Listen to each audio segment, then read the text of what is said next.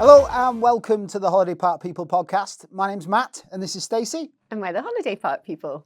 Today we are absolutely buzzing to be joined by Andy and James from ParcVu, powered by Booking Experts. Good morning. So, welcome. Thank you both for being here.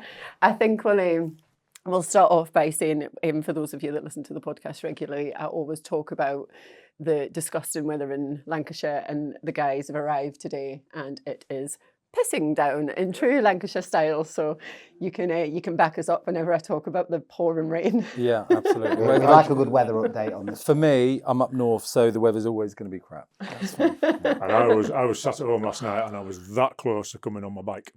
Not a push bike. I was that close and I got half an hour from me and I was like, I should have come on my bike, it's just dry.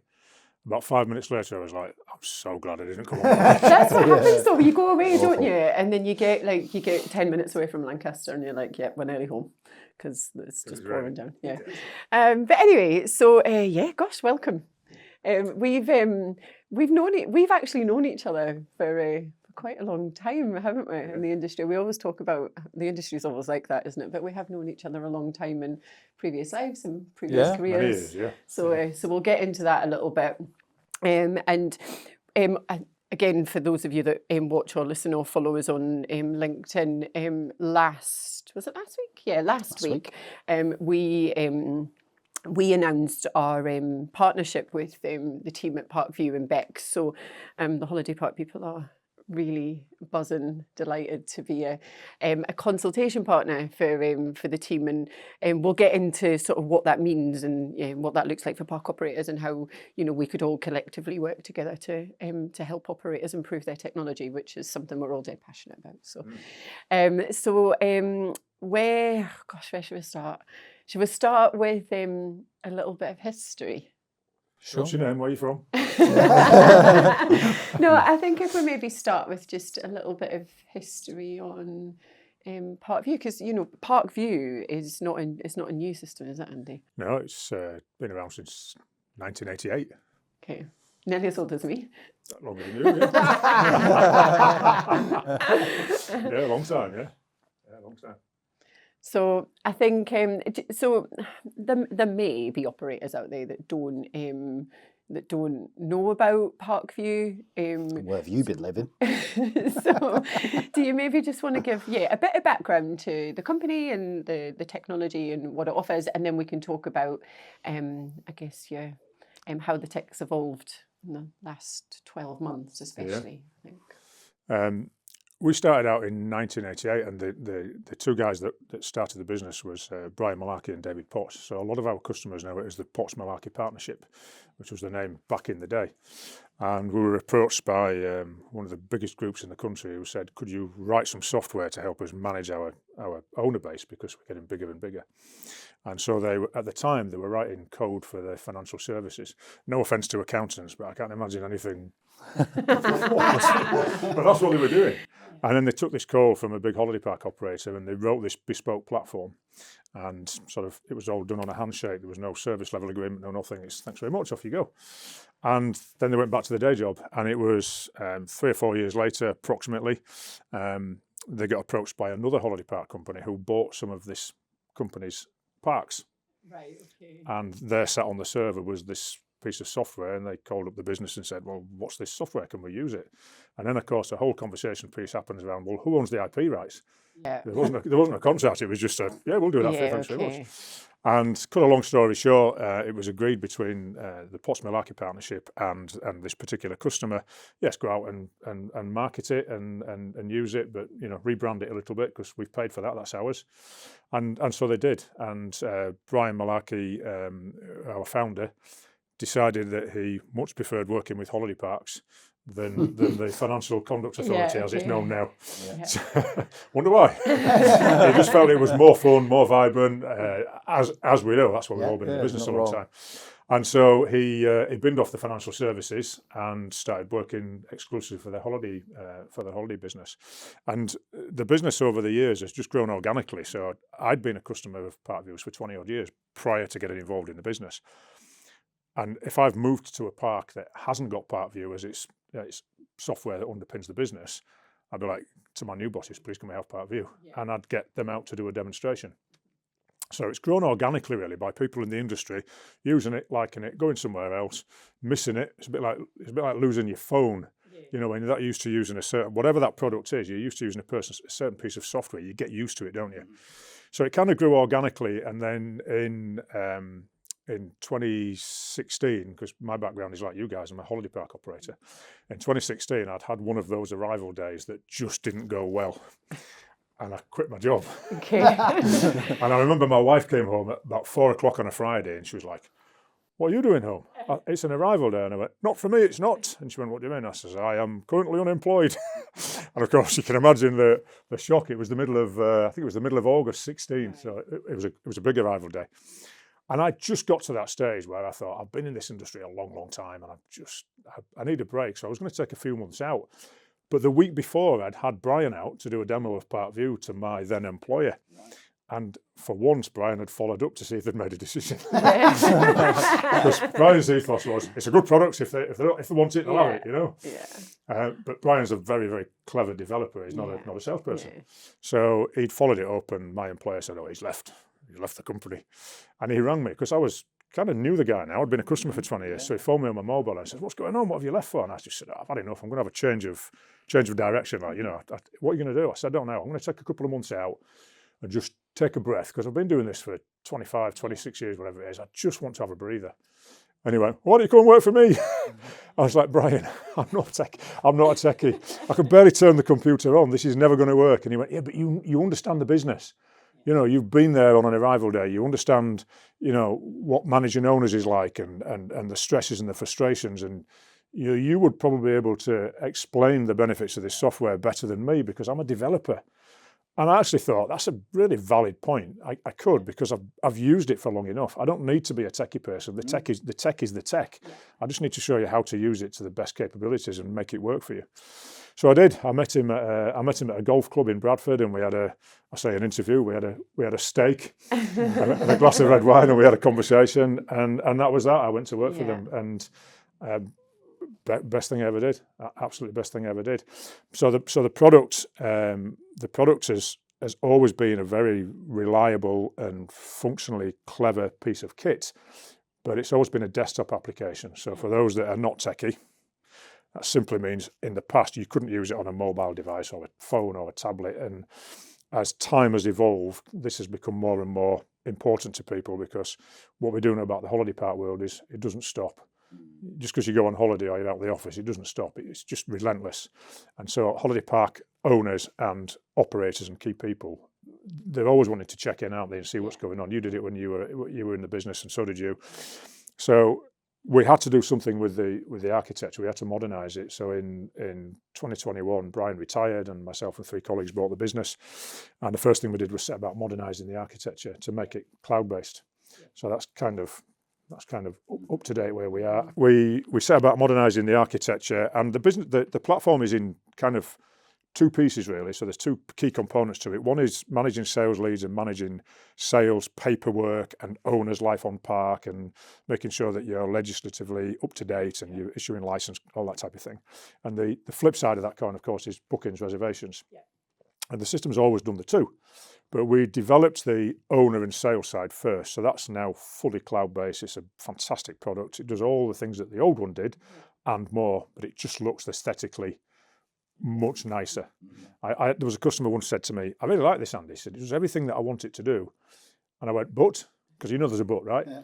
And she went, it's really ugly. It looks like a 1970s piece of accounting software. And I was like, I did the usual salesperson thing, and yeah, but do you want ugly or do you want functional and reliable? And she went, I want both. Yeah. So I was like, oh, okay. Don't call my baby. And incidentally, after we'd developed it and modernised it, I went back to see her and I said, we've brought you some nice, pretty software that does the same as the ugly stuff did.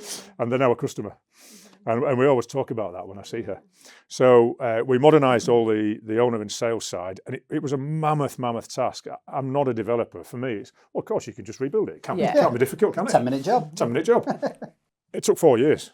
It's been hard work, but it's been worth every penny we've put into it, and every bit of ounce and blood and sweat and tears. The developers will probably tell you different, but it's been worth every moment of it, because the end product is fantastic. But then we were about to start developing the booking side, and that's even harder, isn't it? Because it's so fluid. You know, you buy a caravan and you put it on the pitch, you might be there 6 months, you might be there 10 years. There's not a lot of fluidity in that side of the business, other than your stock changing over. But when you talk about a rental pitch or a touring pitch, there's somebody coming on it twice a week, sometimes 3 times a week. The change is vast. So to develop that side and make that all web enabled and put it on the cloud and modernise it all, that would have been an even bigger task. And we were approached by Booking Experts, which is a Dutch company, been around since 2011, who have got a fantastic product. Does owners as well, but doesn't really do the sales stuff that legacy ParcVu did. Yeah. But they approached us at the start of 2024, so it's nearly 2 years ago, and said, look, we want to bring this reservation system to the UK. It's brilliant. It's the best thing on the market. And we were like, yeah, of course it is. And we'd rather come in and partner up with somebody that's already in the sector, because it's quite a saturated market. There's a lot of choice out there. Yeah. So cut a long story short, we went out to Enschede and we met these guys and we had a look at their product. And I can remember we were in the hire car driving back to Amsterdam airport, and we all kind of looked at each other and what did we think then? And we all went, it's a no-brainer. Yeah. Because what they have is what we wanted. Yeah. Yeah. And when we looked at the complexity of the functionality, and when I say complexity, I don't mean in terms of user interface, because that's very easy, but what it actually does, its functionality is just incredible. And we kind of thought, well, it's taken us best part of 4 years to modernise the architecture on a fairly stable platform. To modernise that reservations architecture, that might take us 10 years.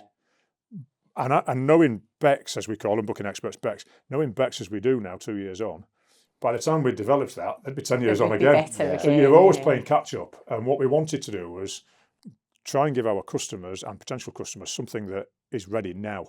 And they've waited such a long time for the cloud solution, to then make them wait another 4, 5, 6, 7, 10 years for the full. It just you would have just got left behind. Yeah. We'd got left behind. You? Oh, we got left behind. And so we basically put the two. The companies came together and we put the two products together, and that's launched. And it's just a simple link between the two. It's really, really clever. But what brought it home to me, how good it was, we was at one of the shows recently. I can't remember if it was the Harper Convention or the Host. There's been so many. There's been so many. We were at one of the trade fairs, and somebody who I've known in the industry for a long time, who owns a couple of parks, who's been tentatively talking about moving over to us for a long time. These are his words. He said, how the fuck did you go from being 5 years behind to being 5 years ahead in terms of technology overnight? How did that happen? And that for me was testimony that we'd made the right decision. Yeah. For somebody to come up with that comment, and I think it's a great marketing strategy, isn't it? Apart from how the fuck bit. Yeah. You can stick a star in there. How did you go from being 5 years behind, or how did we go from 5 years behind to 5 years ahead overnight?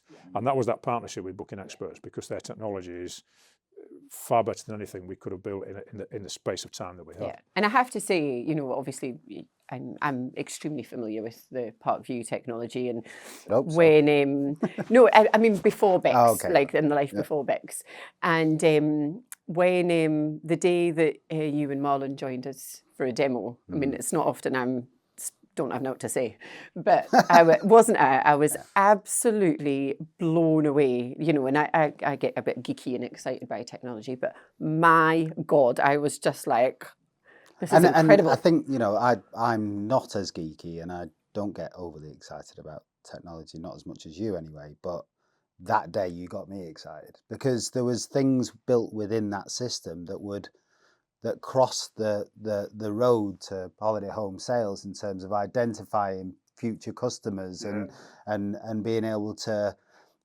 recognize and acknowledge potential customers because maybe they've come to the park so many times, they've maybe spent so much money on holidays and and more than that, you were able to flag these sort of people to make sure that even if it is just for a holiday perspective, you can flag them as loyal guests and treat them to things. And it just that so and then I was in my head putting that in an operational from an operational perspective, thinking just how easy it is for those teams on reception to identify these people come into the park on a weekly basis and go, right, these people have been X number of times, and let's treat these people to something special. Let's give them a free upgrade, or whatever that whole piece look like? But you know, all the time I was thinking, how does this work in my world of holiday home sales? And I just kept on seeing routes or avenues to identifying, highlighting, and ultimately creating yourself a pot of, you know, potential customers. It's really interesting you picked up on that, because one of our other colleagues, Marlon, who you've met, Marlon spent 13 years selling caravans. He was number 3 in PDR out of 500 salespeople. Really, really good guy. Very, very good at selling caravans and doing it the right way, by the way. Does it in a really professional manner. I never thought I'd get somebody like that excited about a reservation system. But he's excited about it because, exactly as you say, you know, that one's a booking system, one's an owner system. You put the two together, and that crossover means that, exactly as you say, you can identify potential owners from your bookings data. And you've seen him, Jamie. And I think that's quite important, actually, because as much as we talk about the BEX technology, we also have to remember that ParcVu also completed BEX for the UK market, because caravan sales are nowhere near as big across the continent as they are in the UK. So in order for BEX to come into the UK, they needed ParcVu as much as we needed BEX, you know, and that's why, like, I've come in post partnership, and I can see how important both the systems are and how well they're already working together.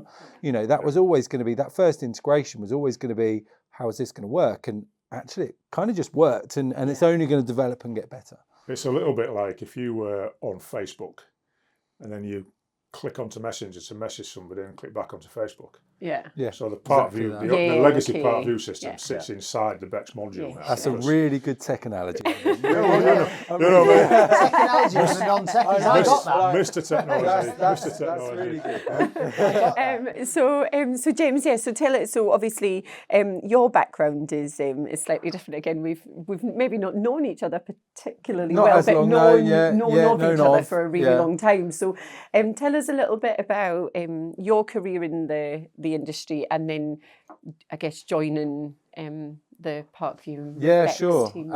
I kind of fell into, I think we all kind of fell into this industry a little bit, but so like one of my first ever jobs, I was a nightclub manager. I worked in travel agencies. I worked on cruise ships. When I left the nightclubs, I've never been a big drinker, and I was like, I need something to do, so I became a DJ. And I was just I had my own business doing weddings, and I started doing some work for a holiday park, and I was doing their residency. They also had a wedding venue there, which I ended up getting married in on a holiday park. So, and on a cheap, you say, because you got a discount. I did. It was proper cheap. Thank you, Tim. I then started getting friendly with the owner, and they'd kind of launched this wedding venue on the park, and it was a bar, and they needed a bit of help with it, and I had the nightclub background, so I started helping with some promotions, and that kind of developed into, can you help me with the park? And then, we're opening a new park, can you help us launch the new park? And then I was kind of just on all of the parks and helping manage everything from the sales, a bit marketing, graphic design. So I fell into it, and that was kind of it then. You know, while I was there, I started doing a degree in graphic design, and then COVID hit, and I left the business to join Aways, and Aways, Ho Seasons, and Cottages.com. I started with Ho Seasons with the Cottage brand. Then met my future boss at an event, and he realised I've got a holiday park background, so it was a case of, all right, you've got a holiday park background, you're already doing really well with Cottages, I think we need you at Ho Seasons. It was only a matter of a couple of months, and then I was working for Ho Seasons as one of the business development directors, and loved it, absolutely loved it, you know. And you know, all good things come to an end, and the opportunity came at ParcVu, and I no problem saying to Andy, you know, if this wasn't like, I was so excited, and it was just by chance on a separate call while I was doing some consultancy work that I found out about the partnership, and I immediately went onto the Booking Experts website and saw business development role. Called up Andy. Andy was on his way to Bermuda, Barbados. Barbados on holiday. Somewhere. And he said, right, I'll give you a call. 2 weeks. I'll give you a call in 2 weeks. And I wasn't overly patient about that because I was so excited. So I just thought, no, I'm just going to reply. And then I had a chat with Dominic, and That chat didn't last very long with Dominic. It was kind of like 15, 20 minutes. Yeah, great. I just need Andy to come back. And Andy called me up and said, I don't need to interview you. It's going to be great. I thought, yeah, do you know what? I really trust it. And because I'm like used to it, I'm a geek. I'm like anything techie.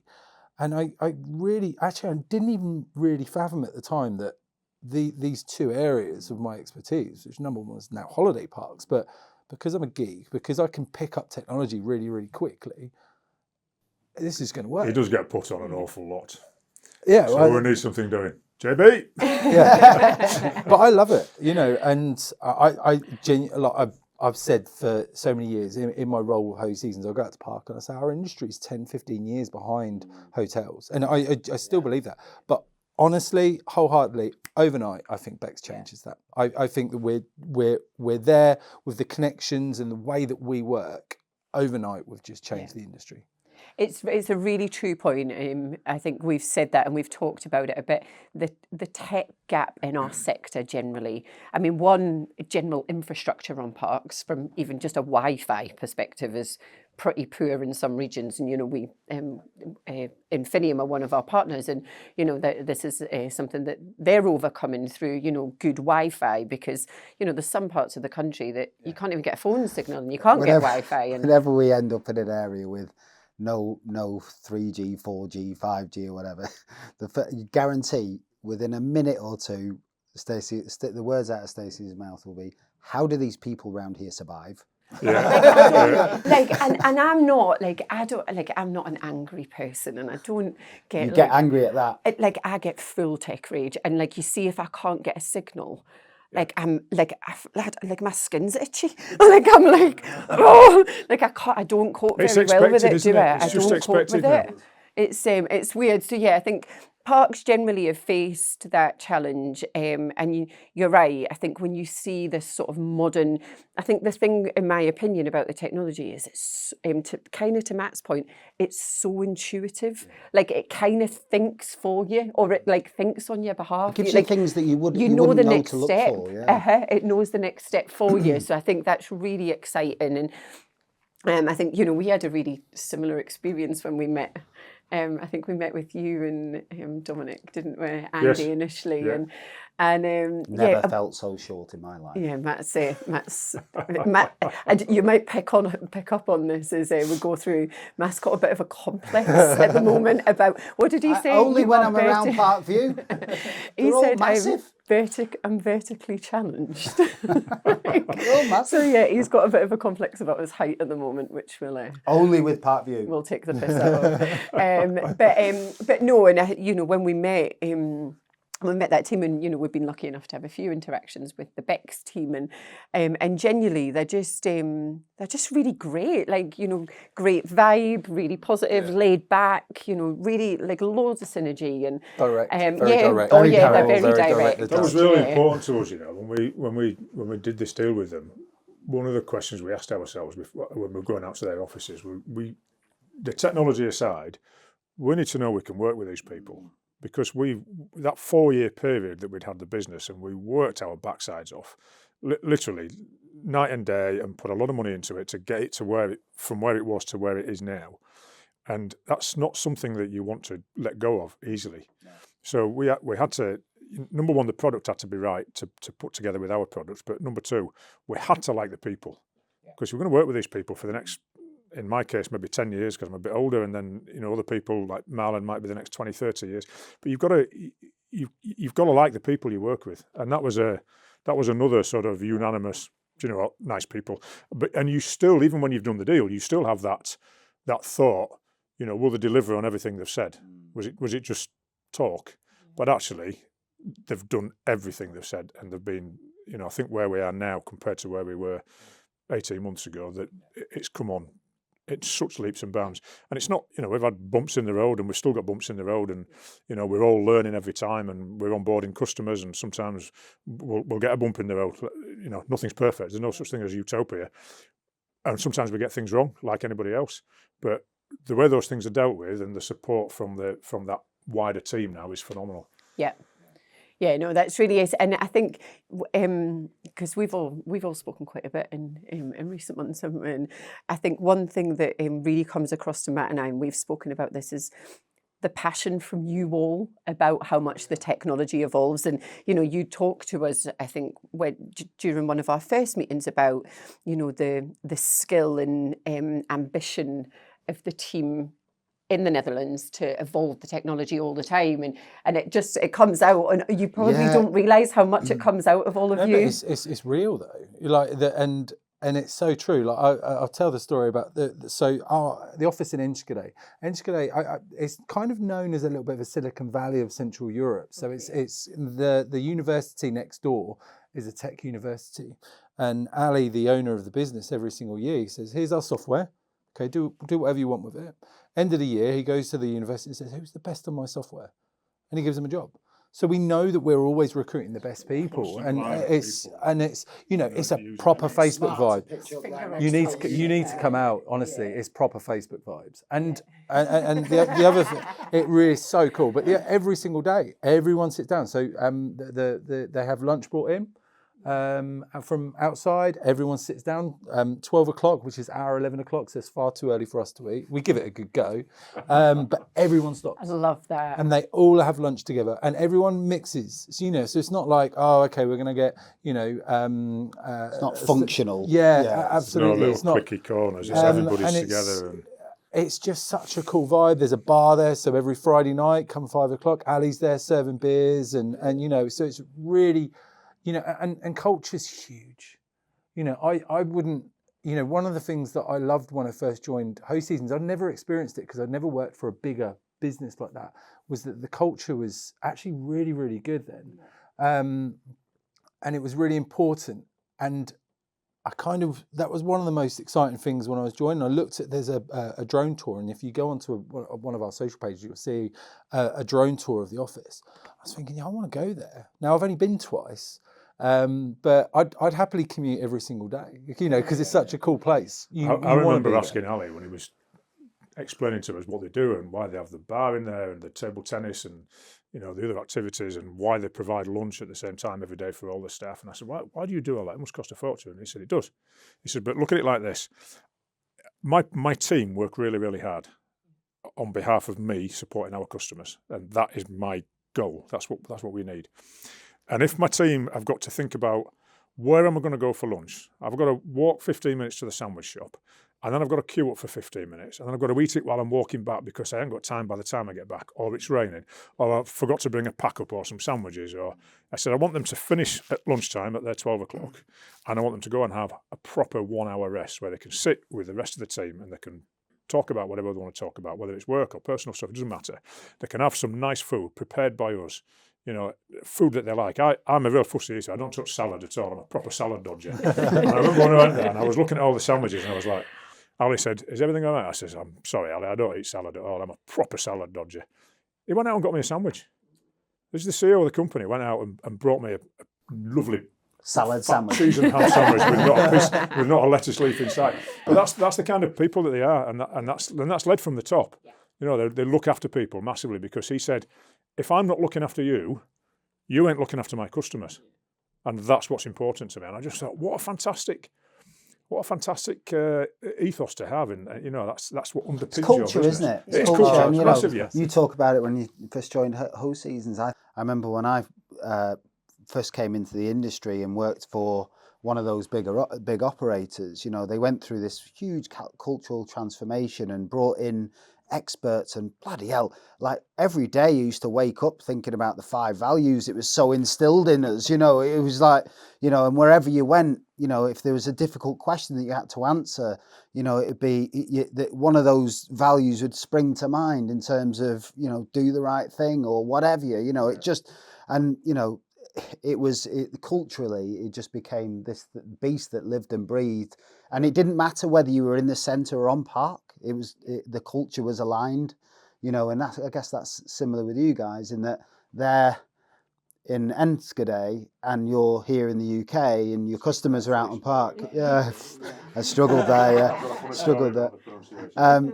But I guess the whole thing has to be right. You can't just have one part of it good and the other part not. But it's especially when really- you're customer facing. Lots of them say it, but when you've got someone in the UK that's saying, I want to work there every single day, and like it is driven from the top, but when you can achieve that, and you talk about your previous experience a lot, Matt, in terms of culture, and it's no mean feat to achieve it. I think it's expected, and this is the difference now. Is like I find it somewhat of a surprise. Andy probably finds it even more of a surprise at what you do. We didn't have that. You know, culture wasn't a thing. You go to work, you do your job, you go home. Whereas now it's, you know, if you're going for a university, and especially in software, you know, because it's, you know, the people coming out of university are more experienced, more capable than those with maybe been in the job for 10 years, because they've just learnt the latest software, they've just learnt the latest programming, coding.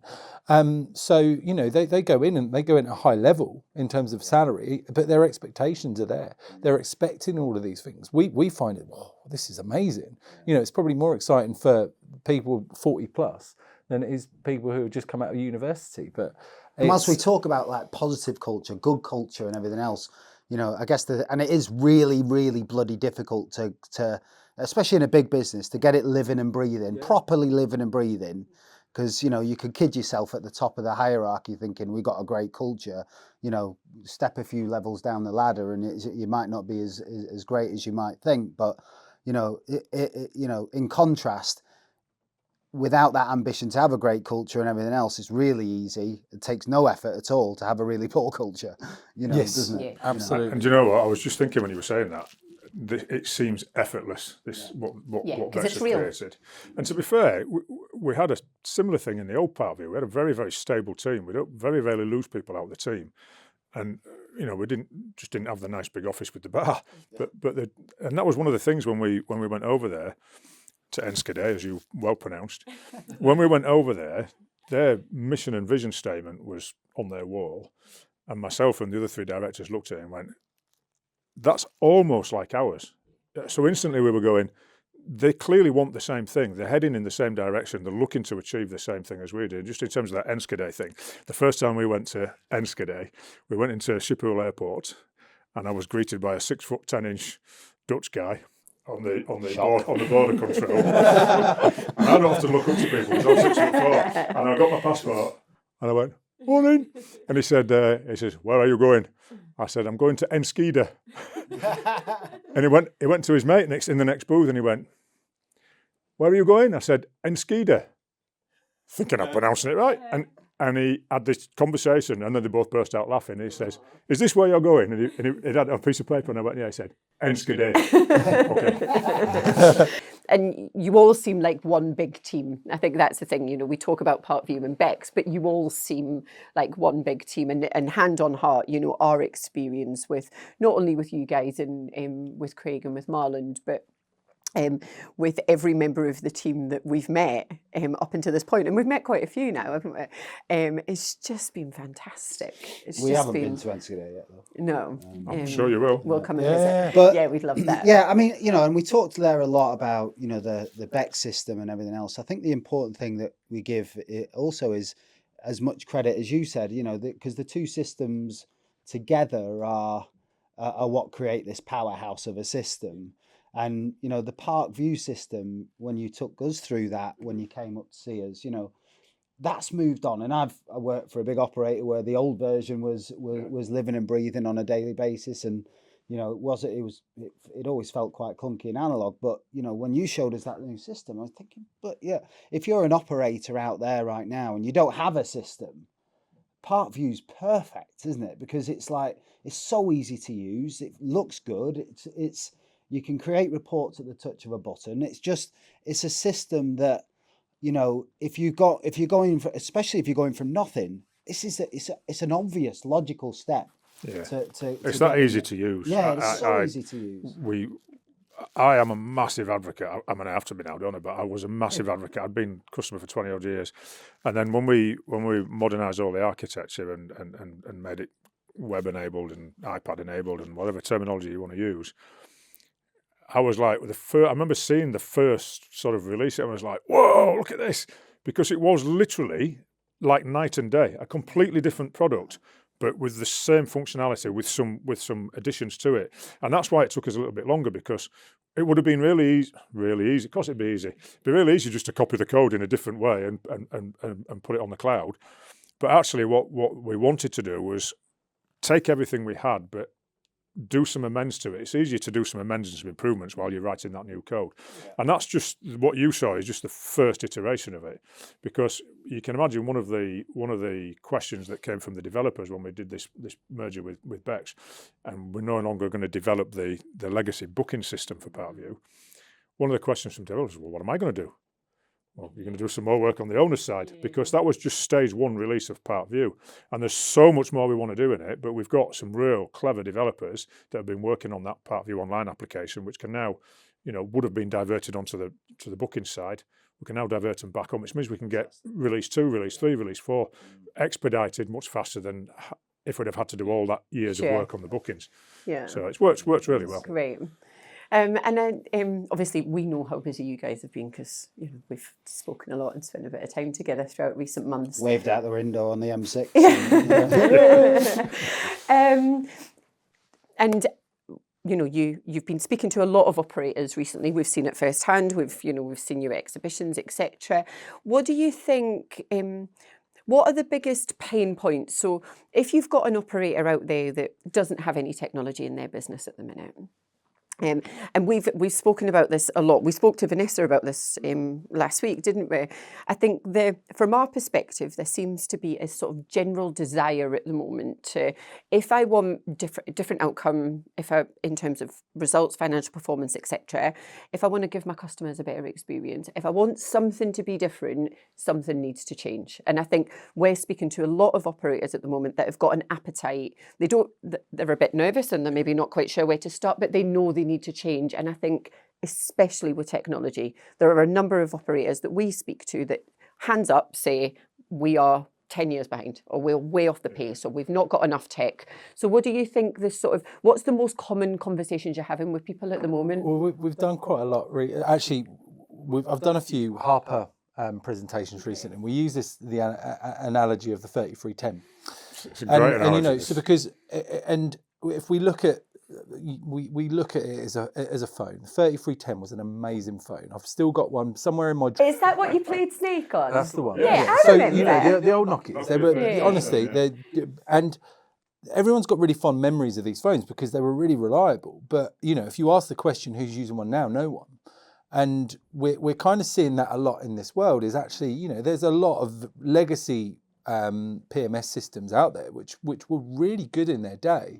But unless they evolve, then they're not fit for purpose in today's world. And what we're kind of seeing a lot of is that Nokia 3310 with, a sat-nav duct taped on the top and then a camera kind of duct taped on the side to try and make it work like an iPhone does in this world, but it doesn't work. So it's, and one thing we haven't touched upon is the fact that we're kind of got 4 pillars to what we offer. So we've got ParcVu, which is your sales. We've got the PMS, which is your I always say park management system, but it's a property management system. We've got CMS, so we build websites for holiday parks. We haven't touched upon that. And then Booking Boosters. So Booking Boosters is a kind of an in-house marketing agency which only is specific for booking experts. We don't, with those the Booking Boosters, we kind of just say, right, we want to build trust. So look at our PMS, look at our CMS, and then if you want to have a look at boosters down the line, you can. But in terms of the biggest obstacles on Park, price is always going to be number one because they're used to paying, in some cases 20% of what our fees are. But if price is the big issue, then we haven't done our job and shown the real value, or they haven't understood the real value.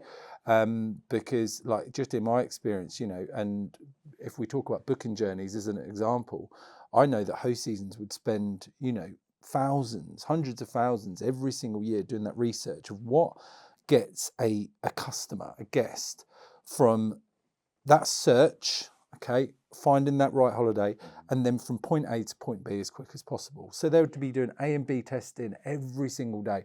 If I change that colour of that button, is that going to convert more than that colour? And they're doing this all the time. the one thing that I love and what we offer small independent parks or even small independent groups, we're doing exactly the same thing on their own website without them asking, instructing, because we don't build websites for, insurance brokers. We don't build websites for retail. We build websites for holiday parks. And only holiday parks And that only use the holiday platform. parks. Yeah. So you get all of those, the booking.coms of the world, the, Airbnbs that are doing all of this. We're doing exactly the same thing to make sure that the journey, and honestly, I could talk about CMS all day, but honestly, I could choose a holiday and make a booking in 15 seconds on our website. That's how smooth and quick it is. When you consider that the industry abandon rate is somewhere around 81%, 81% of the time someone will put something in a cart and they won't complete it. It's so important to make sure that journey is really smooth. My biggest gripe is that whirling wheel. Yeah. We don't even have one. Our website, the websites are so fast, we don't even have a whirling wheel because of the fact that it's just instant. And we have definitely seen, so we supported an implementation for one of our partners, right? And the website is also a key point, because I don't know, you'll know better than me whether or not that element of what you do is as well known as the ParcVu and the Beck system, or because the website itself, is fantastic. And how long did it take us from start to finish? With the support of the Beck's team, we probably had a functional website within a week. Yeah, can I put something to that? I built a website. So initially, our demo site was a Dutch park, and we were all using the same system. One of the first things I said to Andy is, I said, this isn't reflective of a UK park. I want to have a go at building one. I have kind of got a little bit of, I've built websites before for my old business, so I kind of knew what I was doing. But we built a website in 3 hours. When it says we, it means I built a website in about 3 hours. I get that. And we could even flash that up, but 3 hours from start to finish, and that's including all of this data. So I created all this dummy data using AI, and basically we built the ParcVu holidays. Okay, it's a gorgeous site. In actual fact, we had a play company call us up a few weeks ago asking if we wanted to buy any play equipment for it. So I obviously did an okay job with the website. It's ranking. It's like, No, and but it's so intuitive. Matt's right. I think we were proper. Well, Elle, who works on our team, is as much of a geek as I am when it comes to tech implementations, and we were proper geeking out. We absolutely loved it, and like you say, had we been more intense with it, there's no doubt we could have got it done sooner. But the functionality within it. Just the modules, the knowledge behind the booking journey, where buttons should go, the booking search bar. It's honestly fantastic. it's a In my bonkers opinion, thing, isn't it's it? fantastic. You look at it, and some of the things that I remember in the early days having meetings with the web specialists over in Enschede, and they were explaining to us why they do things how they do it, and why this button here, and why this message is here, and why this bar across the bottom does what it does. And for me, that's just like, it's double Dutch. Pardon. No pun intended. But it is, it's double Dutch. But actually, the more you see it in action, the more you understand it. And when we're making bookings on our demo site, and you see that fluidity and that smooth transition from let's have a look for a holiday to actually putting something in the basket and paying for it, you can see it now completely. You can absolutely see it, and it's that when you've got that full content management system deeply integrated with a property management system, that's where the magic happens. Yeah. That's where the magic happens. No, I seem to remember, going through that implementation. I can't remember who it was, but somebody asked the question of one of the guys in Enschede and said, could we change this or could we change that? And we talk about the directness. No. I mean, there was little explanation. It was just like, no, we're working on that. No, we don't. Why not? No, we don't. You can't do that. There's a real good reason behind it, and we were, we've got used to the Dutch, and I like that direct approach. Same. We sometimes fluff around the houses if we can't do something, but actually, no is an important word. But what the reason behind not wanting to change the core product, so the core product is the core product, and we're very much about staying in our lane and not trying to be something that we're not. But what we also have is an app store with hundreds of apps. So anybody that supplies any kind of tech to the industry, whether it's AMPR barrier integrations or online travel agent hookups or digital door locks or whatever it might be, we have an open API and people can build into the API via the API or via an actual app. And those things can be bolted on. It's almost like putting an overcoat around the system and giving it another layer without it affecting the core product. And the reason for that is we had a customer very early on who said on the part booking overview, or the plan board as we call it, that shows all the bookings, could we change the colours? Because in the plan board you've got a colour for an online travel agent, one for host seasons, one for booking.com, one for a direct booking.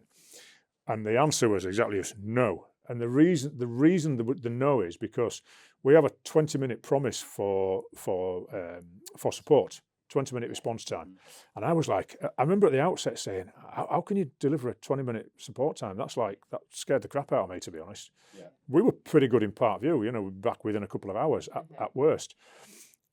But to say 20 minutes, it really scared me. And the reason they don't allow any changes to the core platform is because if you do need support, they can instantly look at it and go, yeah, I know where that booking's come from. Or looking at the last actions, I know it was Stacey who made that change, and we get hold of Stacey and we talk to her, or we know that booking's come from the back office, or it's come from host seasons, or whatever it is. So having that absolute continuity across 13 different countries allows the support to be responded in the time that we promise. And that was a big eye-opener, because we've been guilty in legacy ParcVu of bespoke. You end up with 2, 3, 4 different platforms that you're supporting, and then new releases, the deployment of new releases becomes much more difficult. Whereas when it's the same product, but allowing you to put another coat on it, another layer on it to make it do things that you want it to do. That was. We got shown an app recently, didn't we? On the booking analytics. Oh my god. we were on a call. We was like, where's this been? I know. I had the same thing. They forget to tell us stuff. Oh my word. It's unbelievable. I would have shown them as well. I was unbelievable. Absolutely buzzing. They were like, oh, we'll just, we were on with the Booking Boosters team, Booking Boosters, yeah. And and they were like, oh, let's just show you this quick. Oh my God. Unbelievable. No, so much better. How do you know all that? I love the way they do that. I love the fact Amazing. that they're very precious about the core product, and we do that really well, so let's not change it. But you can just add these things onto it, you almost bespoke it without it being bespoke. Yeah, sure. That's the and I think actually I always worry about that though, because like we don't have. It's not a case of price. And this is when you have too many add-ons, it all of a sudden gets really complicated. Yeah. That's not what we're about. The PMS pretty much covers everything. I would say that we've only got 4 or 5 additionals on top of that, because where we don't want to get to the point is everything feels like it's an extra cost. Yeah. We charge per unit. It's the fairest way. If your park grows, of course you're going to pay a little bit more. That makes sense. But it's only, the CMS is an additional cost. You don't have to have the CMS, of course. If you're already really happy with your current web provider, then why would you move? Our advice is obviously always going to be to move, because we feel like we're experts. But equally, we can put a search and book on your existing website. And, there's a couple of bits like what you're saying. We've also got our own sort of MailChimp style mailer, which is under works at the moment. We've had a couple of issues. We've got a brand new module coming out. So that will be really exciting, so really intuitive. And then, as you say, the BEX analytics. Now, you get reporting within the PMS, but the BEX analytics is really, that's where it's the case of this is what this customer did on this is the journey, this is how long it's taken them, so you can actually react to how your website's performing. That's only the only other additional service. What I don't want people to think is, there's another additional, there's another additional. Oh, no. No. And it's not. If you only have the core product, it's probably outstanding. Considerably better or more, bigger than what you've currently got now. But I think for those businesses that, we get data obsessed, don't we? And I think for those businesses that like that level of detail, because like you say, the standard reporting within BEX is fantastic, within ParcVu and BEX is fantastic. But if you like that sort of level of detail, and probably more for, booking operators, I think Yeah. parks with bookings, and maybe groups, because, you know, in terms of, you know, trading, your pickup, your booking curve, you know, I'm talking holiday sales manager language here, but all of that stuff, you know, it's incremental. If you understand it, it's incremental growth in your Yeah. business. So it isn't not necessarily needed, but if you've got your finger across that, Well, that's when you it will start drive shaping, more revenue. yeah, you There's start no doubt shaping your about it. activity, both on park and Yeah. through your marketing around the Yeah. data that you're seeing, which is, you know, again, to your point, you're not just going to chuck a load more money at more marketing to drive more leads, to drive more bookings. And this There is, might be loads of conversion tweaks that you can make to get incrementally better. we try and just sort of focus on the core product, because the core product does 95% of everything that you ever want it to do. And you said something earlier about when you get parks that have got no system, and they know that they're behind the curve, and they want to get some technology right, but they're frightened to death of it, and understandably, because, or even if you've got some tech in there, what we're saying to you is we're going to rip this out, which is the heartbeat of your business. This is the thing that underpins everything that you do. We're going to take it out, and you've been using it for 30 years. We had a recent case with a customer. They've had the same thing for 30 years.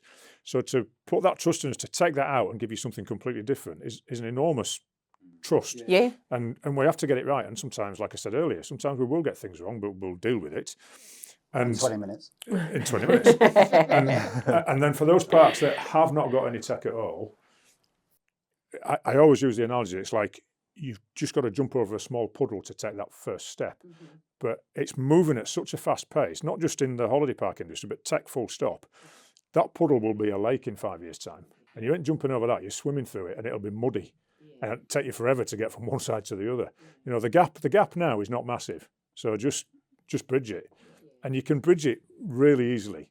But in 5 years' time, the gap's much bigger, behind. and the cost of bridging it is much greater. And that's a really good point, actually, because, you know, with platforms like ParcVu and Bex, and with such high adoption rate and lots of parks on a weekly, monthly basis adopting this new technology, for those operators with nothing, as you quite rightly put, in that analogy of today it's more of a puddle, but if you can imagine in 5 years' time where Bex will be, and all the partners or customers of Bex have gone on that journey with them, you know, you could be up against a competitor that has this system for the last 5 years.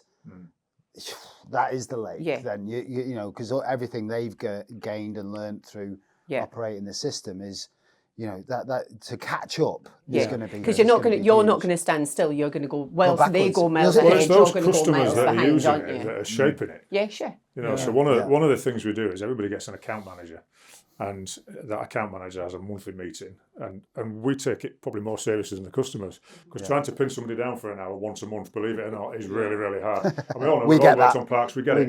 But to us, that's really important, because we want to understand what you're doing, what you're not doing. Are you getting most out of it? Because with most software in any industry, it just doesn't get utilised as much as it should be. So that's really important to us, that we understand what you're using, what you're not using, and what can we do to get you using more of it, and what are the frustrations, because there's no such thing as utopia. There'll always be something that you want it to do that it doesn't do, etc. But it's about identifying those things and then forming the development roadmap based around what we get from those customers, particularly the early adopters of this new platform, because that's what shapes it. And you're absolutely right. Those that are not moving with it, they do get left behind, and you're leaving money on the table massively. We see it all the time. I love how reactive the Dutch are as well, though. You know, and we'll use the example of the payments. You know, in Europe, you'd pay your deposit and then you'd pay your balance. That was that. Yeah. You know, there wasn't a I'd like to pay off £100, and this was a bit of a problem for one of our new customers, and said, no, we want to give guests the option just to pay off what they want when they want. And I think we said, yeah, actually, we all agreed that's kind of the way here. You know, normally you do that over the phone, because I don't think many systems can already handle that. And we just spoke to the team, and they said, all right, we'll make it happen. I think a week. Yeah, it worked. And now a guest goes onto their guest portal. You know, they can add on any of the extras that they wanted to, and they could go, oh, I've added on an extra, but I'm going to pay off £200 on my holiday. They don't have to just go deposit full balance. Or there was actually a customer who said, I've got customers, and some of them, this is their only holiday, and they're spending more than they might want to do, and they might have a bit of overtime one week at work, and they get an extra £100 in wages, and they're frightened they're going to go and spend it down the pub. So they want to log on and just pay it off their holiday. And that functionality wasn't there, but actually it should be there. That's a real key thing in the UK, maybe not on the continent, but in the UK. Actually, on the continent in the Netherlands, people pay on departure. Yeah. Oh, God, Okay. the trust out there. That's mad, isn't Yeah. it? The pay on departure. Oh, I So you're love checking that. out, and I say, "Have you had a good holiday?" And you Wow. go, "No, it's been terrible. Actually, and I don't want to pay you." But I think just on that point, Andy, because I think we were talking about this just this morning before we started recording. I think you said something around the technology being designed for the customer, either the park operator or the end user, the consumer, and not being designed for an individual. And I think that's a perfect example of the team, your business, being able to think, actually, it's not about what we want or what we think it's right. What does the end user need? And being agile enough and dynamic enough to go, do you know what, that's right. Let's make that change. Both businesses have major recruitment from within the industry. And I said to you earlier before we started filming, I've recruited people from outside the industry. It's just not worked out. Because if you don't understand what the coalface is like, and you've not sat in an arrival day when you've got 200 families arriving on holiday, and you've got kids getting off trains and buses and planes and all sorts of things, and everybody's tired and they've had a 5-hour journey and they just want to get in the caravan and they're grumpy and grouchy and the kids are crying, the dog shit on the parcel shelf and all this. I had that at a park one day. Yeah, I did have that at a park one day. Two kids crying in the background. One of them had peed his pants. The dog had shit on the parcel shelf. Mum and Dad was getting stressed. Dad had gone the wrong way, of course, because it was his fault, and they'd had a Barney and they just wanted to get in the caravan. Yeah. So when you've experienced all that stuff, you can empathise completely with how those park operators operate and what their obstacles and what the frustrations are. So I think by recruiting from within the industry, and the Dutch do this really well, the same as Legacy ParcVu does. These people understand it. They get it. They completely understand it. So when people we're talking about developments and technology and functional changes to the system, when somebody like JB goes and says, "Look, we could really do with having this partial payments allowed in the bookings portal, and these are the reasons why," it makes perfect sense. It just makes perfect sense because we've been there and done it. And I think that's the thing within your team, between you guys, Marlon, Craig. You've got, again, this really nice balance of sort of operational experience. We need to talk more about you being a DJ and a barman, because I didn't know that. You never told me that before. But you've got this real sort of on-park life operational experience, which you can only understand if you've lived it. And you're the same, Andy. So is Marland. You guys have got really strong sales backgrounds, and yourself and Craig, James, have got extensive experience, not just in parks of different shapes and sizes all across the country, but you've got this wealth of knowledge and experience when it comes to holidays. So put all of that together, there's not a question that can't be answered. Yeah, really, sure. Yeah, or there's not something that you haven't either lived or experienced just but collectively between yourselves. So, and I think we also, though, I think when we were on that, I think it was the Booking Boosters call, we was talking to somebody there, and he was saying his career started on park. So don't be fooled to think that's just here in the UK. There's they've all, got some operational experience, and yes, they're incredible tech people, but they're with their real foundation or the spine running right through the business, whether in the UK or in Enschede, is really holiday park operation. I really like that, and I like. When I say our team, I'm talking about myself and the 3 BDMs. So JB and Craig and Marland, and as you said, there's such a diverse skill set in there. And what I really like about it, when you talk about building a team, this is a proper team, because everybody's got a region to work in. So JB covers the southwest, even though he lives in the southeast. So his days are very long. He might have a 10-hour round trip to get to where he's going, but he wanted the southwest because he's got contacts there, etc. But if he was seeing a park in the southwest that had a real strong reliance on holiday home sales as well as bookings, then I know that Marlon will jump in the car and go and meet him there, because that's Marlon's strength. And exactly the same the other way. If Marlon was up in the Highlands of Scotland and he needed to drive from the southwest to meet him to talk about, you know, tariffs and bookings and how you set all this up, and because that's his expertise, we'll do it. And that for me, when you see that level of teamship going on, that's when I know you've got a really, really strong team. It was never about kind of, you've built relationships, you know, and we built a lot of trust, you know, and actually I've had quite a lot of success with the parks who didn't necessarily join host seasons. It's because of the fact that, you know, perhaps host seasons wasn't necessary for them if their occupancy was high, if they were performing really, really well. And I spoke to a park recently where I did go, when I was with host seasons, I went there and he was telling me about what his numbers were, and I said, I'll be honest with you, I don't think you need host seasons, you know, and that opened the door for me to go and show him Bex because of the fact I built that integrity. And it is, and that's what it's, I hate the term sales. I've never liked calling myself a salesperson.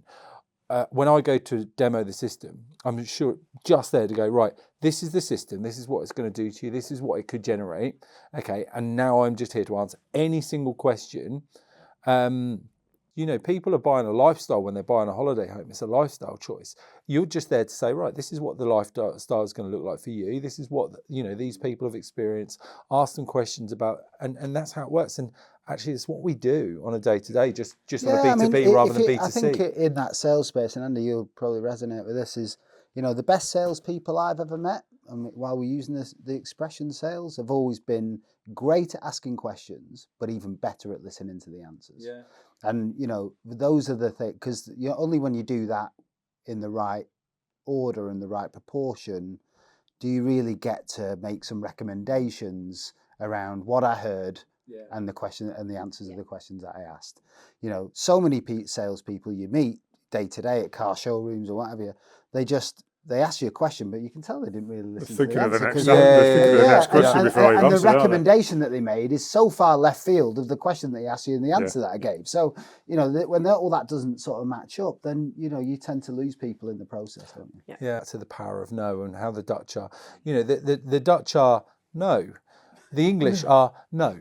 However, or maybe, you know, but we'll kind of give a bit more context. No, and the reason for no is this. We recently brought on a huge, you know, a big group, really exclusive group. And the person I was dealing with there said the one thing that we've loved during this journey is that you're quite happy to say no to us. And I was like, okay. And he said, well, because before we've just been said, oh yeah, we'll do this, or yeah, we'll do that. And actually it's, okay, well, how much is that going to cost? We're quite prepared to say no, stay in our lane, be best in class at what we do, and then work with, you know, you guys, for example. No, we don't do that, but these guys will be able to help you. Or Holidaymaker, a really good example of that. So down in Dorset, you know, they're linked into our system and they're prepared to do these bespoke bits and pieces that we're not. But I actually think it's a really important message is stay in your lane, do what you do best, and then work with best in class, which is why we've got relationships with people like yourselves. And, you know, as Andy said, 800 plus apps within our app store. Are there any sort of, customer performances that out there that you could just give us give us and the sort of viewers or listeners a flavour of some of the results that they could, aim to reach, should they consider onboarding a system? I'll get my like scroll yours? out. Just keep coming there. After you, Andy. Yeah, there are several, and you're right. Let's not name names, but we have got several clients now onboarded that would be really happy to speak to anybody about their results, but maybe not in this arena. But yeah, we've got one customer who's got a small boutique park, high-end lodges, rentals, less than 35 pitches. Went live, and in the first week did £9 grand worth of bookings. Now, £9 grand is not a massive amount to some parks that have a scalable size, but this is a relatively new business. The most bookings they'd ever done in a week, the most they'd ever done in a month, but this was done over a period of a week.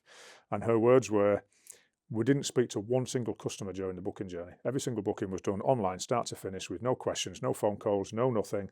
And she reckons it's saving her about a day a week in unnecessary admin. So that was one. And the other one was a really interesting one. We talk about SEO. I'm going to show you my technical prowess now, right? We talk about SEO a lot, search engine optimization. So there is now this generative engine optimization, which is searching by AI, right? So when you go on your phone now and you go into Safari and you say, how do I do something? Or you ask it a question, it initially uses AI, doesn't it, to start seeking for the answer. I'm so switched on with this stuff. Not techie at all, though. You should work in tech, Andy. But this is what happens, and everybody will see that. But now what's happening is people are searching in a much more granular fashion for things. So I remember, and I'm only going back 10, 12 years ago, we used to do a lot of Facebook advertising for advertising caravans for sale. But we'd search for things like cheap caravans in East Yorkshire or caravan by the sea or something real simple. Now the granularity is massive. So now, especially the younger ones of today, and for those park operators that are going, yeah, well, all my customers are of a certain age. Well, they won't be, because sometimes they're going to go upstairs, right? And the younger people are going to come through. So you've got to start future-proofing your business. What they do now is they get the phone and they go onto ChatGPT or Gemini and they go, hi chat, I'm looking for a 3-bedroom lodge on the Yorkshire coast by the sea. I need a sea view. I need it no more than 5 minutes from a pub. I want to park at the side of it. I want a hot tub. They must be able to take dogs. I need a restaurant on site and I need a swimming pool for my kids to play. Oh, and by we need somewhere where we can ride bikes and walk the dogs. It's that detailed. So we had a customer that went live in December, so just only a couple of months ago, and we were doing this example to see if there were GEO on their current website. Nothing. They give it all the. This is where I get non-technical. They gave it all the clues you could possibly give it to find their park. Nothing came up. When we put their new website live, we did exactly the same website, and it came up straight at the top. So that for me was and their bookings, by the way, were 30% upward in the first 6 weeks, and that's real data. And again, this is a person that year on year, yeah, and that's a person that I know would be happy to speak to any customers on a one-to-one basis.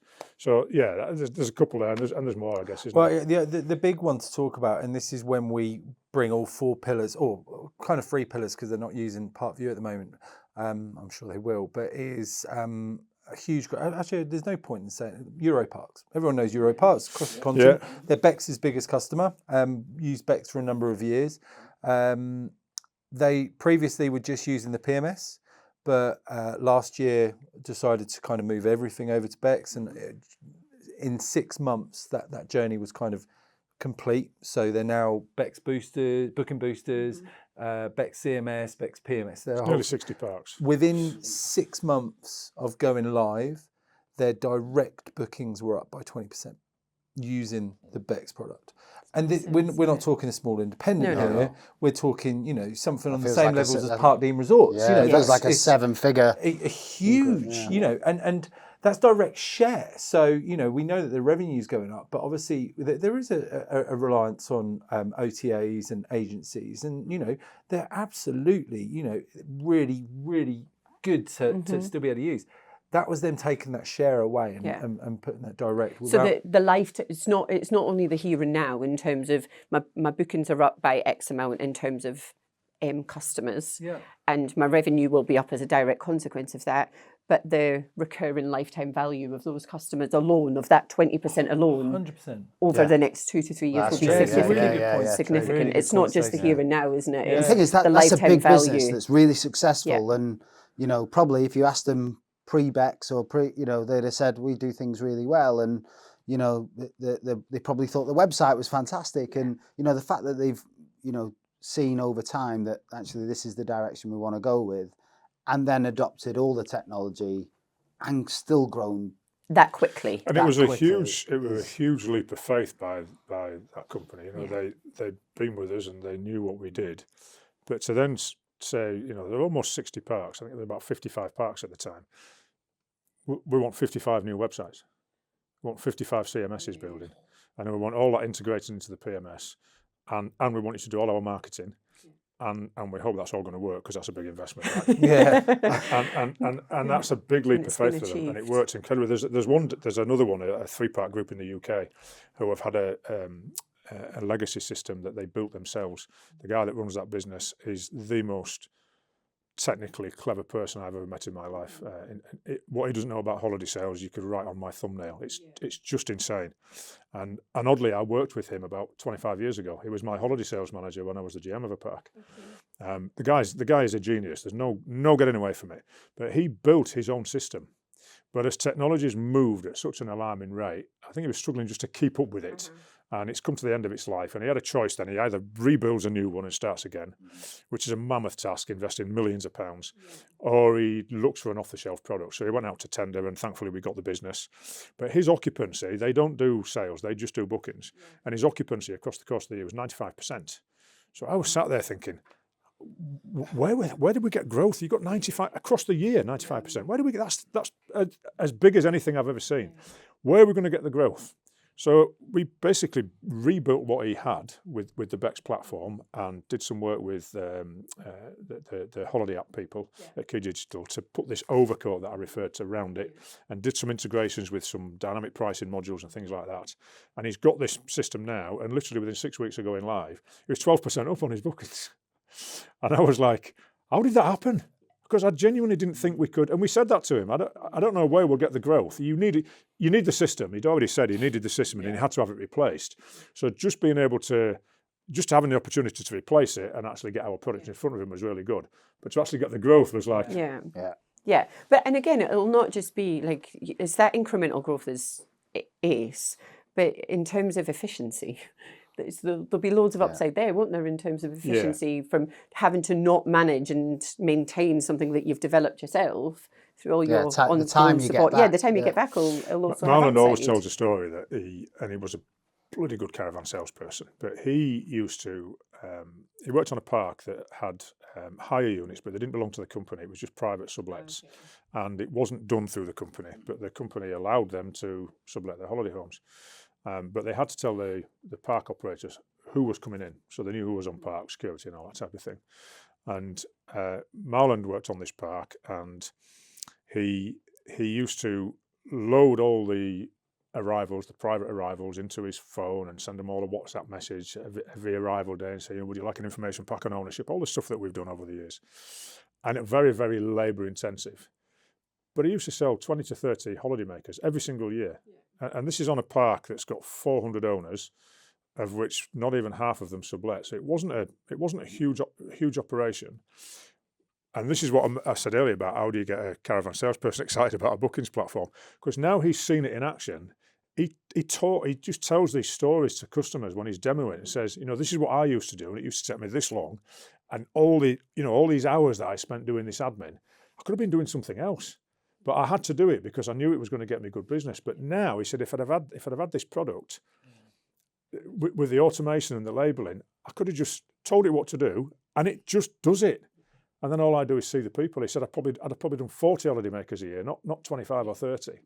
So it's that taking away the menial stuff, and it's not about taking jobs away. What it does is it actually, using AI and technology like that, it actually grows people because it allows them to step back out from what they're doing and learn something else in the business and do what's important, looking after the customers, right?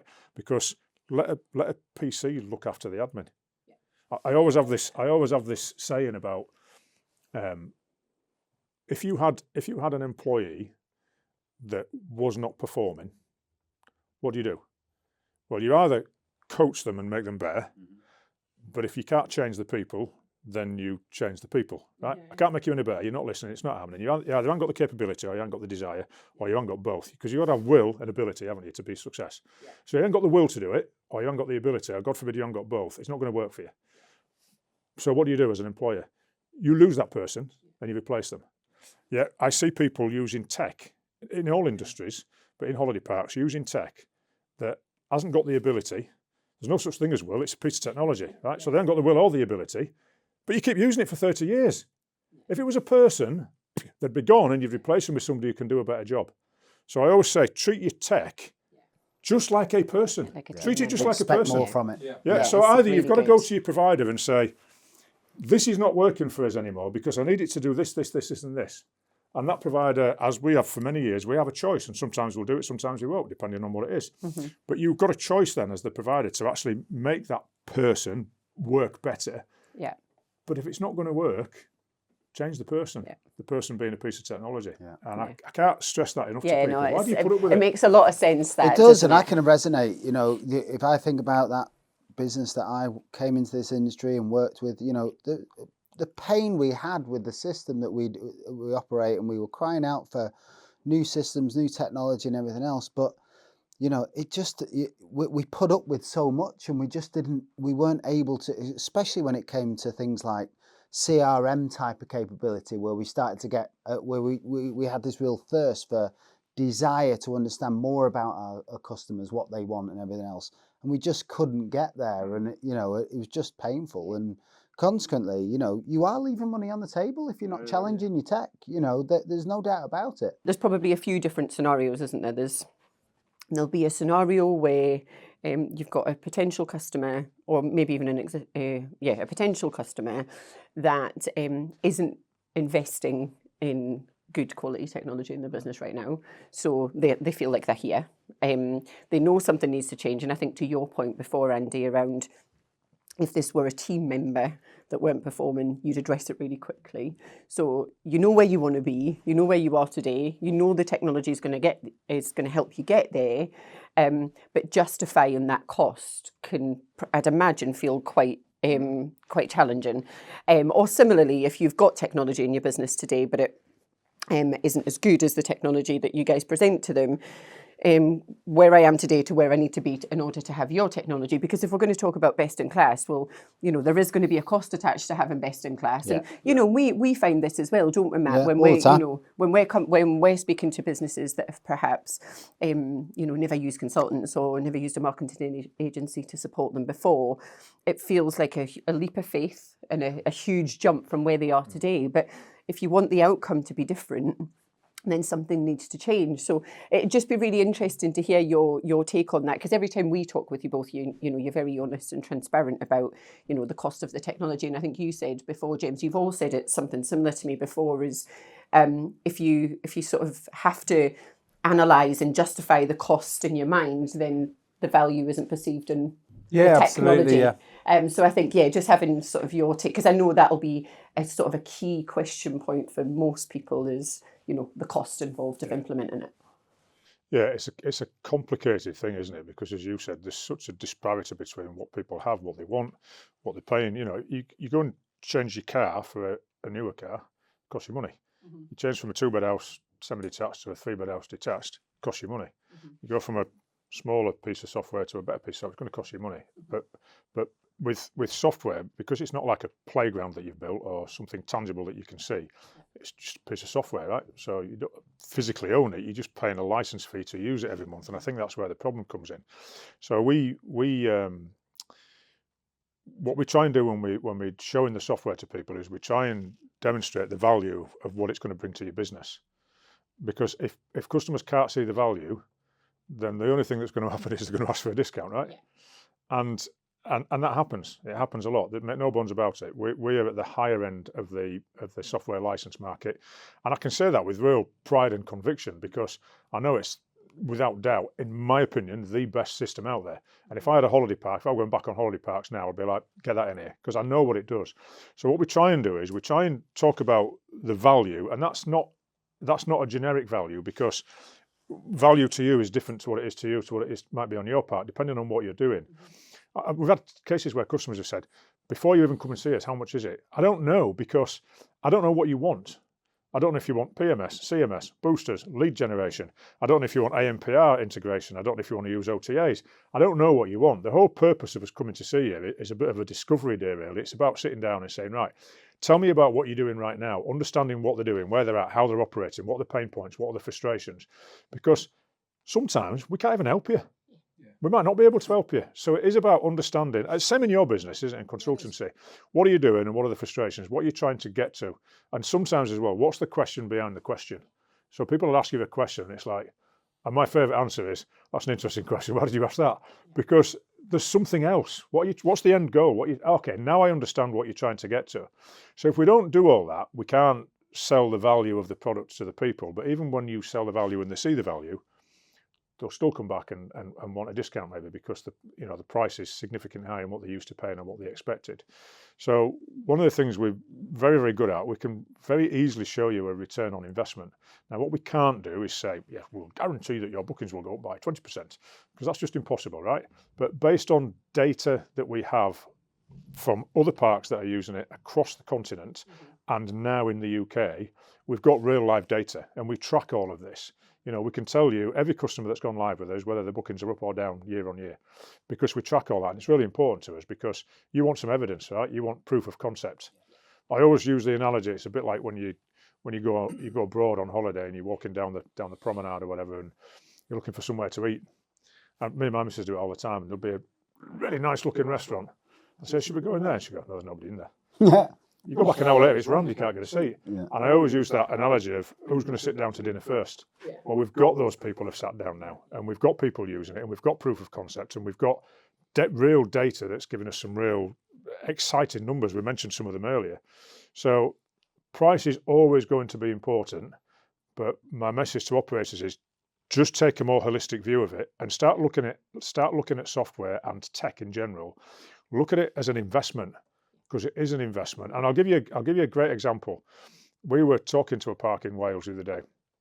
They have a 10.48% occupancy rate, 10%.